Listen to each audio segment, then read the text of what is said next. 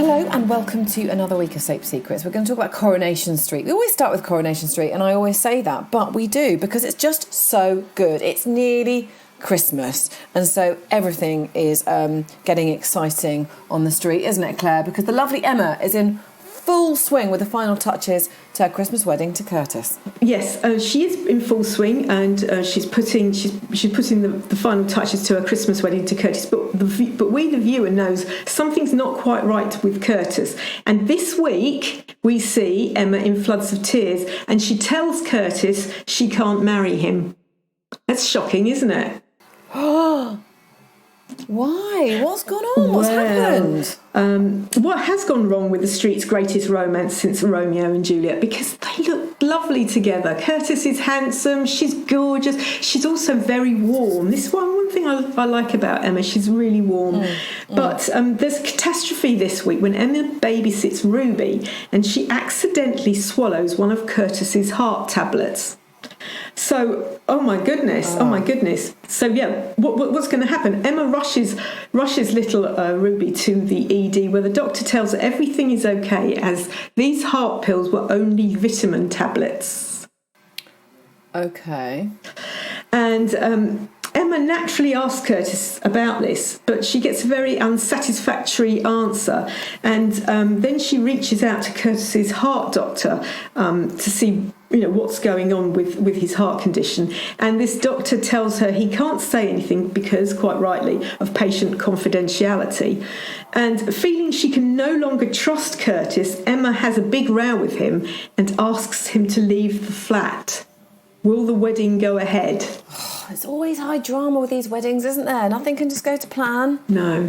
So will it go ahead? You're not going to tell me, are you? No, I can't tell you. You're going to leave me hanging there. I know. But it's quite an episode of love drama, really, isn't it? Yes. That's the whole theme, because Sarah also has trouble in the love department.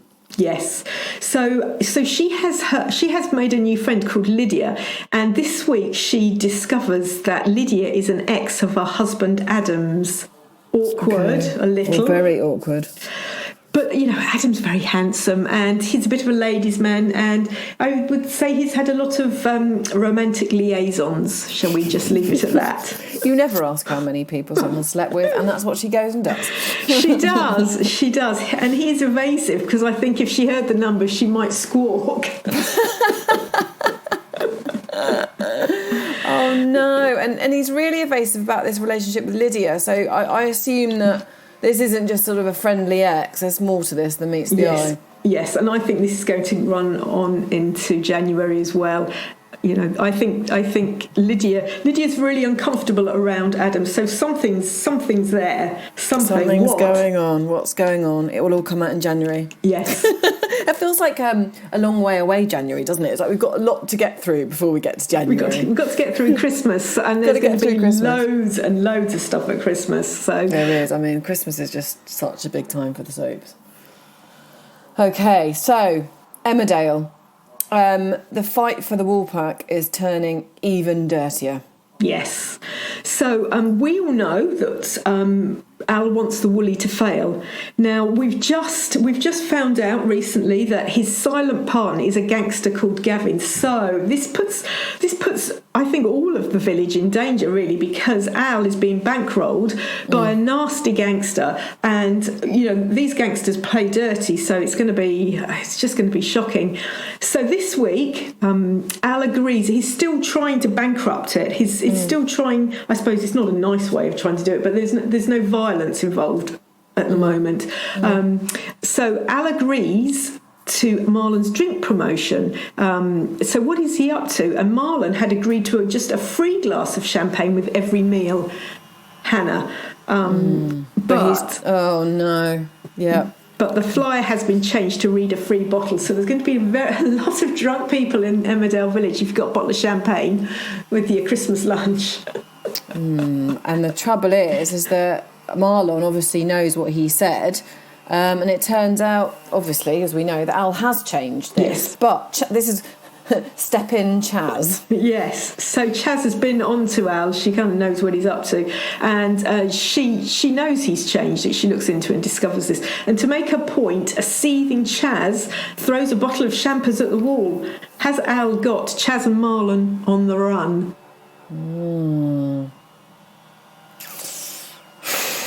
It's going to be interesting, that one. This was very interesting. And the Woolpack is just so central to the show, isn't it? You know, it's a really important thing, and lots of things happen in there, but never really is the pub the story, if you see what I mean. The stories happen in it. Yes. And there's more trouble for Priya, isn't there? Yes. So we all know poor Priya in the she had that awful burn on her back from the survival challenge that went terribly wrong, and she got caught in the fire in the maze. And a hospital appointment reveals that her back is not healing as it should be because she's not eating properly, because we know she has an eating disorder. And obviously, you heal a lot better if you eat balanced diet, don't you, Hannah? Of course, absolutely. It helps you to heal. Yes. So as she attends her daughter Amber's Christmas concert, she's still feeling really stressed and overwhelmed, and she flees, leaving her daughter all alone at this Christmas concert. So I'm hoping that, if you're putting on a Christmas concert, teachers don't release children without... No, they have to know who they're going home with. Yeah, absolutely. So, well, this is a soap. Yeah. Well, they should at the back have a list and tick the child off as they hand it over to their parents. They absolutely should. Agreed. Okay, so Hollyoaks. Last week, the police found a body in the woods. And this week it's revealed... It is Lisa Loveday. I said perhaps it could be anyone, and quite frankly, I did think it could be anyone, but actually it is Lisa Loveday, who we remember Toby killed at Scott and Mitchell's wedding. Yeah. You have to cast your mind back. There's so many dead people. Yeah. And Felix told undercover cop Nate a lie last week. Yes, because he's trying to protect his son Toby, but Toby is still panicking that he will be found out, and quite rightly, I think, really. Although the body has been moved once because it was buried on the hotel grounds, and then they moved it to the woods. So I don't know whether that would have got rid of a lot of DNA type evidence. Or perhaps put more in because you were bending over the body, I don't know. But Celeste has a master plan to get them out of it.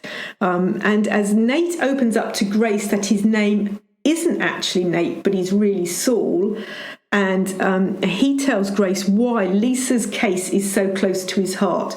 Now, I'm guessing here it's going to be because she's either his sister, a girlfriend, wife, someone who is very dear to him. Do you think? She's female, so it's got to be someone like that. So, but it does eventually seem like Toby and Celeste might have thrown their brother under a bus for the murder that Toby has actually committed. Yes, because Martin gets the devastating news that Mitchell has been arrested for Lisa's murder, and I think, they've thrown him under a bus. They have, yeah. Oh, gosh. So it's so convoluted, it's so complex. But elsewhere, Warren's friends are still trying to clear his name for the murder of Timmy. Yes. But Warren is struggling. Yes, Warren's struggling a lot. So we know that Fergus actually murdered Timmy with Warren's gun, and this is where it's quite easy to frame him because it was Warren's gun that was used. Fergus, who's now dead, did get some of his inside mates to beat Warren up, and he did spend some time in a bit of a coma. So this week he's struggling, and he's talking to a psychiatrist, Honor, in prison, so he is getting help. And when she upsets him, he lashes out and he makes a shocking confession. What has he said? Oh. Now, this is very interesting, Hannah, because I would imagine, I don't know this, but... Has he confessed to Brodie, killing Brodie, to the hit and run on Brodie?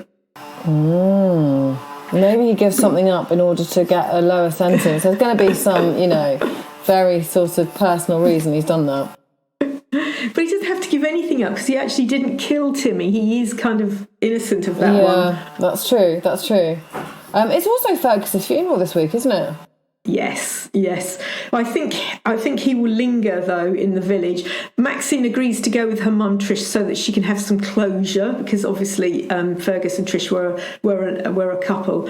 But will the village ever be free of Fergus? Probably Not not. before Christmas. Not before Christmas anyway. No, not really. Okay. Another goodie. Will EastEnders manage to top them all? I'm not so sure. Things are really spiralling now for Gray. I mean, this has been some time coming, I'd say. Yes. And he's got a Christmas Day wedding to Chelsea, a Christmas Day one. Yeah. Not enough else to do on Christmas Day but to get married. Well, you'd have to have your present opening and your turkey dinner on another day, I would have thought. Yeah, you would think so, yeah. But his finances are absolutely shot, aren't they? Yes, because he's gone from earning a salary as a solicitor to working in a fast food joint, and obviously the salaries aren't comparable. Yeah. Chelsea still doesn't know, which I think she's going to get. Our Chelsea, she likes the high life, so she's going to get a bit of a shock. And to make matters worse, this week his old boss Laura comes to the square and has a bitter clash with Gray, a bitter clash. And Whit later bumps into Laura, who warns Whit and Chelsea to stay away from Gray, as she believes he's really dangerous. And she should know, because she's worked quite closely with him. Going to say, and she's not wrong. No. She's not wrong. But he's obviously desperate to earn more money for his family. And he offers his services to Ben for any of his contacts who need a solicitor. Yes. So he's gone into the realm now of being a dodgy solicitor. The one who people who have murky dealings come to. Shall we just call them murky dealings? Yeah. But he gets a couple of clients though. He does, because he does have to do all this from home, and it doesn't go well when Chelsea keeps interrupting him, and he shouts at her. She doesn't like being shouted at, and she calls off the wedding, Hannah. Oh wow! So will that Christmas Day wedding even happen? Well, there's another one that's off. We've got Emma and Curtis. I can't marry you, and now we've got Chelsea and Gray. I'm not getting married to you. It's all going on.